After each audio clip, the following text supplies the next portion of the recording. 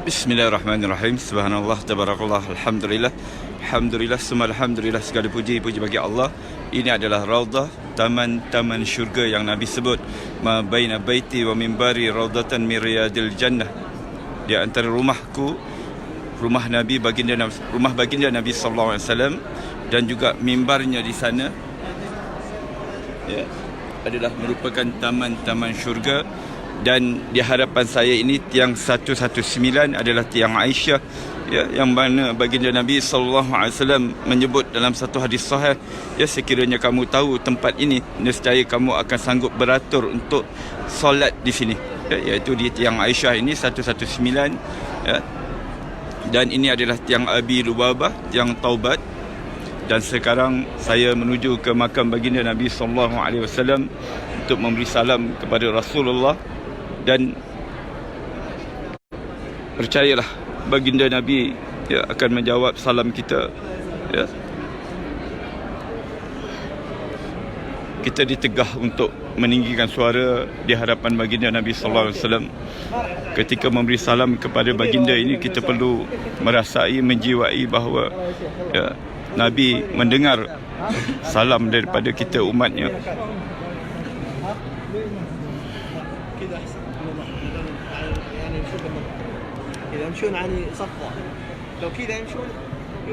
Inilah makam baginda Nabi sallallahu alaihi wasallam, manusia yang diangkatkan darajat begitu tinggi di sisi Allah, merupakan kekasih Allah. Assalamu alayka ya Rasulullah. Assalamu alayka ya Habiballah. Assalamu alayka ya Nabi Allah. Assalamu alayka ya Rasulullah. Assalamu alayka ya Habiballah. Assalamu alayka ya Nabi Allah. Asyhadu an la ilaha illallah wa asyhadu annaka Rasulullah wa asyhadu annaka Rasulullah wa asyhadu annaka ballaghta risalata wa addaita al-amanata wa nasahta al-ummata wa jahadta fi sabilillah. Fasalla alaika Allah salatan daimatan ila yaumiddin. Allahumma atil fadilah wa darajatan rafi'ah wa ba'athu maqamah mahmudan alladhi wa'adta innaka la tukhliful mi'ad. Assalamu alayka ya Aba Bakrin. Assalamu alayka ya sahiba Rasulillah fil ghar. Assalamu alayka ya Umar. Assalamu alayka ya Faruq. Assalamu alayka ya ashabi Rasulillah ajmain. Alhamdulillah, selesai daripada menziarahi baginda Nabi sallallahu alaihi wasallam dan sahabatnya Abu Bakar dan Umar Khattab. Dan ini adalah Babul Baqi', yang mana, tuan-tuan, ya, ini adalah rumah Aisyah. Dan di sebelah rumah Aisyah ini, yang mana di belakang rumah Aisyah adalah rumah Fatimah, ya. Dan di sini dulu adanya rumah-rumah ataupun bilik-bilik yang dikenali sebagai hujurat, iaitu rumah-rumah isteri-isteri baginda Nabi sallallahu alaihi wasallam. Dan di depan sana adalah perkuburan Baqi', yang mana di dalam perkuburan Baqi' itu terdapatnya makam-makam isteri-isteri Rasulullah sallallahu alaihi wasallam, anak cucu baginda Nabi, ya, sahabat-sahabat Nabi sallallahu alaihi wasallam, ada hampir lebih kurang 10,000 orang. Dan juga khalifah yang ketiga, iaitu Sayyidina Uthman, juga berada di dalam Baqi'. Ketika baginda Nabi sallallahu alaihi wasallam, Nabi hidup dulu, ya, bila Nabi berkelapangan, sebelah malamnya Nabi akan pergi ke Baqi'. Daripada rumah Nabi ini, ya, dan rumah Nabi yang lain, iaitu di sebelah-sebelahnya juga, yang dikenali sebagai hujurat. Bila Nabi ada kesempatan, maka Nabi akan berjalan sebelah malamnya ke perkuburan Baqi' untuk mendoakan keampunan untuk ahli Baqi'. Dan keuntungan bagi mereka yang meninggal dunia di bumi Madinah Al-Munawwarah ini pasti akan dikebumikan di Baqi', ya, di dalam tempoh waktu-waktu yang tertentu sebelum dipindahkan ke tempat yang lain. Dan kelebihan mereka yang meninggal di bumi Madinah ini, sebagaimana hadis sahih baginda Nabi sallallahu alaihi wasallam menyebut, man istata'a minkum ay yamut fil Madinah falyaf'al fa inni syafi'un yaumal qiyamah. sesiapa yang mampu untuk mati di Madinah ini, maka berbuatlah demikian kerana aku memberi syafaat kepada orang yang mati di Madinah. Mereka yang mati di Madinah, tuan-tuan, adalah merupakan pilihan Allah. Mereka yang dipilih oleh Allah Subhanahu Wa Taala. Ya. Bukan senang. Namun kita perlu berdoa kepada Allah, minta kepada Allah, minta sungguh-sungguh, ya Allah, ya, mudah-mudahan satu hari nanti bila aku datang ke Madinah ini, ya, aku dapat mati di Madinah. Umar Al-Khattab, ya, khalifah yang kedua, seringkali selalu sangat berdoa kepada Allah dengan doanya, Allahumma rzuqni syahadatan fi sabilika waj'al mauti fi biladi nabiyika. Itu doa Umar Khattab, ya Allah, rezekikan aku syahid di jalan Engkau dan matikanlah aku di negeri Rasul Engkau. Dan Allah, ya, Allah Subhanahu Wa Taala telah berkata, ud'uni astajib lakum. Berdoalah sungguh-sungguh, minta sungguh-sungguh, maka akan kukabulkan doamu. Maka doa Umar ini diistijabkan oleh Allah Subhanahu Wa Taala. Maka Umar mati di Madinah. Ya, mati di Madinah. Untuk Umar kita rasa tak pelik, ya, kerana Umar memang tinggal di Madinah. Tapi yang kita rasa takjubnya, Umar mati syahid. Umar mati syahid dalam keadaan Madinah ini aman. Malah Islam telah berkembang sampai ke Eropah.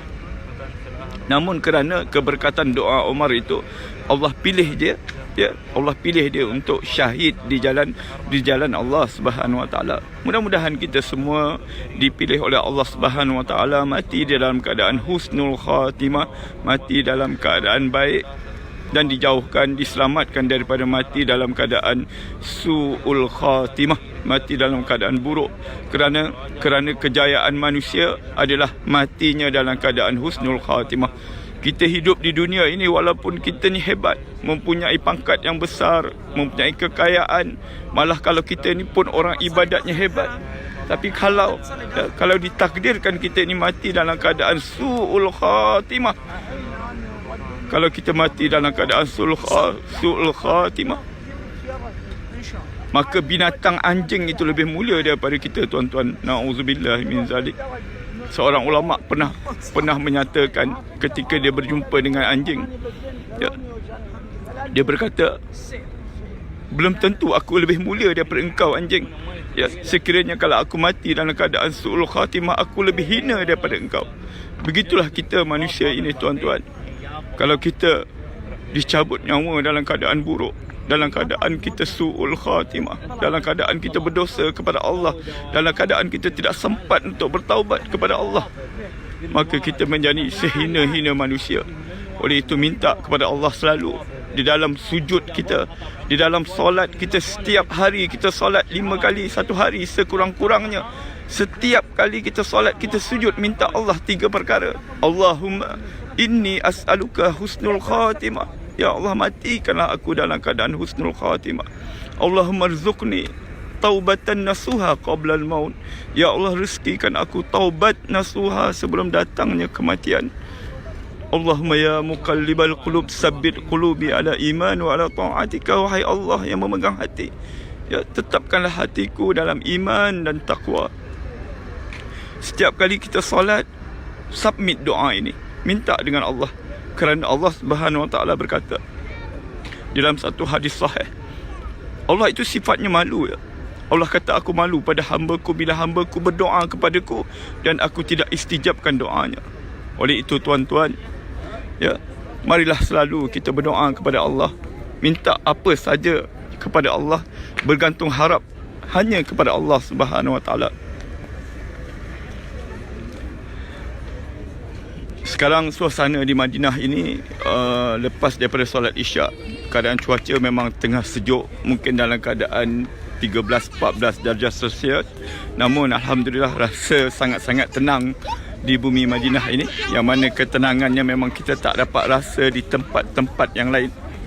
InsyaAllah, ya, yang mana belum pernah sampai di bumi Madinah Al-Munawwarah, submitlah doa, minta dengan Allah, ya, minta dengan Allah. Kalau kita ini tak ada duit, tak ada kemampuan daripada sudut keuangan, minta kepada Allah hadiah, minta hadiah daripada Allah, ya.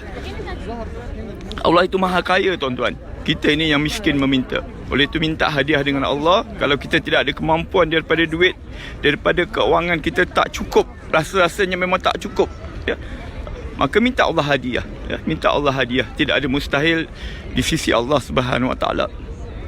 Saya dah buktikan, ya. Saya dah buktikan pernah ajar orang dan telah termakbul doanya dengan hanya minta hadiah daripada Allah. InsyaAllah saya akan kongsikan kisah seorang lelaki pakcik ini yang telah dihadiahkan oleh Allah, ya, datang ke bumi Mekah, ya. Sedangkan pakcik ini tak bekerja pun. Jadi insyaAllah kita kongsikan di lain masa, di lain waktu. Dan untuk akhirnya, dari sini kita dapat lihat kubah berwarna hijau, yang mana di bawah kubah warna hijau itulah rumahnya Aisyah radhiyallahu anha, tempat makamnya baginda Nabi sallallahu alaihi wasallam.